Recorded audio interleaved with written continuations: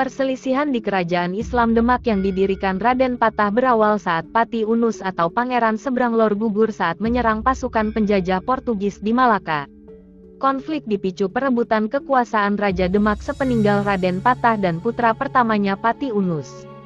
Raden Mukmin menghendaki ayahnya, Sultan Trenggana yang tetap menjadi Raja Demak. Sultan Trenggana merupakan putra dari Raden Patah. Pesaing terkuat datang dari putra Raden Patah lainnya, yakni Raden Kikin yang dianggap bisa menggusur kekuasaan Sultan Trenggana. Saat itu Raden Mukmin, putra Sultan Trenggana, memutuskan untuk menghabisi Raden Kikin yang diketahui merupakan ayah dari Arya Penangsang. Pertikaian antar saudara demi kekuasaan kerajaan Demak pun pecah.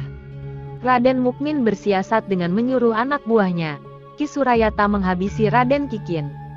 Pembunuhan Raden Kikin pun terjadi usai ibadah salat Jumat. Saat sedang jalan kaki pulang usai salat Jumat dari Masjid Demak, Raden Kikin ditusuk oleh Ki Surayata di atas jembatan hingga tewas.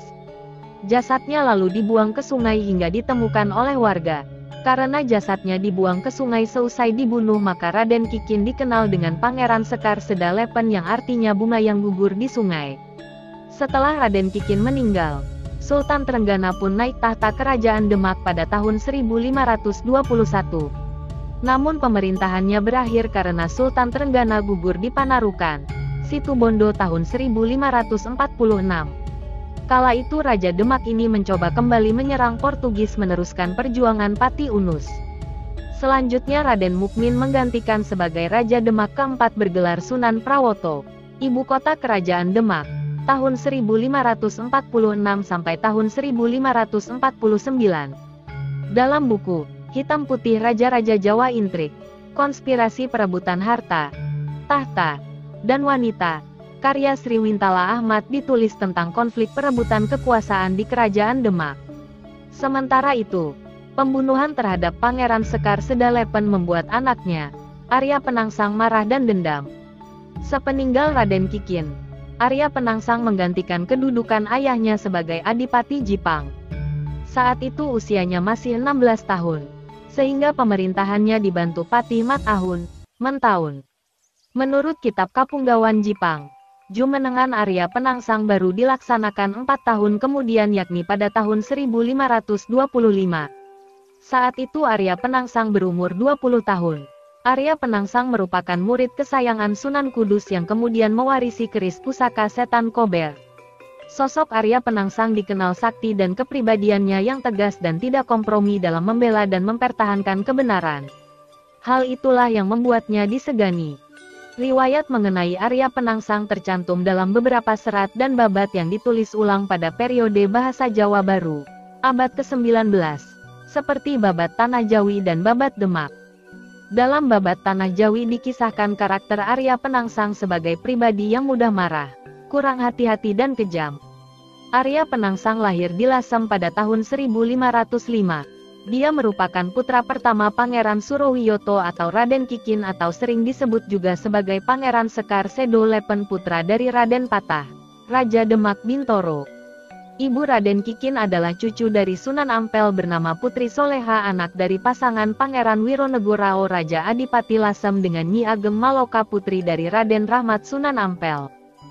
Ibu Arya Penangsang bernama Putri Ayu Retno Panggung, anak dari Adipati Jipang, Ratu Ayu Retno Kumolo, anak dari Raja Majapahit Prabu Brawijaya kelima, istri dari Ki Hajar Windusana.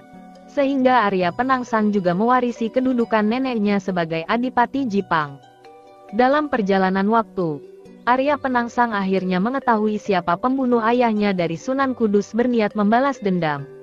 Arya Penangsang mencoba membalas dendam kepada Raden Mukmin yang telah membunuh ayahnya.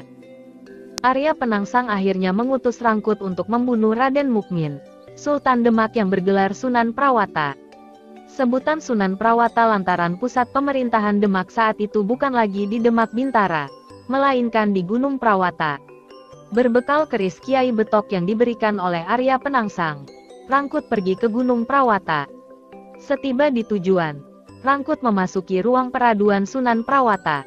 Saat itulah ia menikam keris Kiai Betok ke tubuh Sunan Prawata, yang tengah tertidur pulas.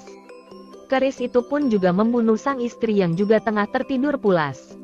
Namun sebelum menghembuskan napas terakhir bersama sang istri, Sunan Prawata sempat memberikan perlawanan dengan keris Kiai Betok itu. Ia menarik keris itu dari tubuhnya dan menghujamkan kembali ke tubuh Rangkut. Eksekutor yang dikirim Arya Penangsang pun turut tewas bersamaan tewasnya Sunan Prawata dan istrinya. Hingga akhirnya setelah meninggalnya Sunan Prawoto, Arya Penangsang menjadi penguasa Demak sebagai Sultan Demak kelima. Ibu kota kerajaan Demak ia pindahkan ke Jipang. Periode ini dikenal dengan sebutan Demak Jipang. Tahun 1549 sampai tahun 1554. Dikisahkan dalam perjalanan pulang ke Pajang, rombongan Adipati Pajang Jaka Tingkir singgah ke Gunung Danaraja tempat Ratu Kalinyamat menyendiri setelah kematian Sunan Prawoto dan suaminya Hadirin. Keduanya dibunuh atas suruhan Arya Penangsang.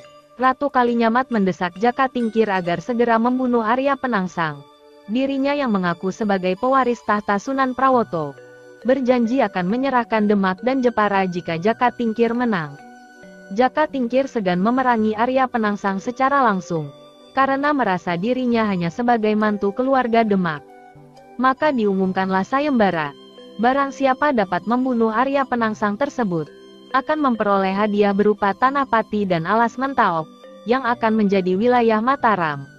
Orang tua angkat Jaka Tingkir, yaitu Ki Ageng Pemanahan dan sahabatnya Ki Panjawi dibimbing oleh Ki Juru Martani untuk mendaftar sayembara itu. Putra kandung Ki Ageng Pemanahan yang bernama Sutawijaya juga ikut mendaftar dalam sayembara dengan bekal tombak Kiai Pleret dari Jaka Tingkir. Ketika pasukan Pajang datang menyerang kota Raja Jipang, saat itu Arya Penangsang sedang akan berbuka setelah keberhasilannya berpuasa 40 hari. Surat tantangan atas nama Hadiwijaya membuatnya tidak mampu menahan emosi. Apalagi surat tantangan itu dibawa oleh pekatiknya, pemelihara kuda, yang sebelumnya sudah dipotong telinganya oleh Pemanahan dan Penjawi. Meskipun sudah disabarkan adik Arya Penangsang, Arya Mataram, Penangsang tetap berangkat ke medan perang menaiki kuda jantan yang bernama Gagak Rimang.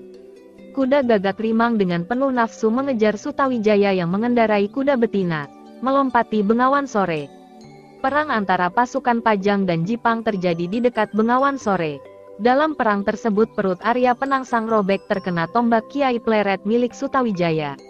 Meskipun demikian kesaktian yang dimiliki oleh Arya Penangsang membuatnya tetap bertahan.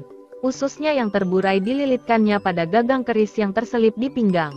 Arya Penangsang berhasil meringkus Sutawijaya saat mencabut keris setan Kober untuk membunuh Sutawijaya. Namun nahas, usus Arya Penangsang malah terpotong sehingga menyebabkan kematiannya. Dalam pertempuran itu Pati Jipang Ki Matahun tewas, sedangkan adik Arya Penangsang, yakni Arya Mataram dan istrinya serta beberapa kerabat berhasil meloloskan diri ke Palembang. Kisah kematian tragis Arya Penangsang itu pun melahirkan tradisi baru dalam seni pakaian Jawa, khususnya busana pengantin pria. Pangkal keris yang dipakai pengantin pria seringkali dihiasi untayan bunga mawar dan melati. Hal itu sebagai lambang pengingat agar pengantin pria lebih bersabar dan tidak cepat panas seperti watak Arya Penangsang.